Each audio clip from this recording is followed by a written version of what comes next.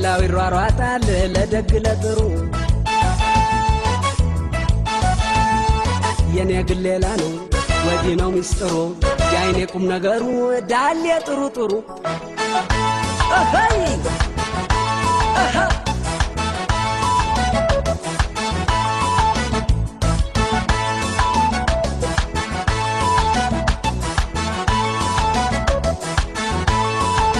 ራሴን ታዝቤ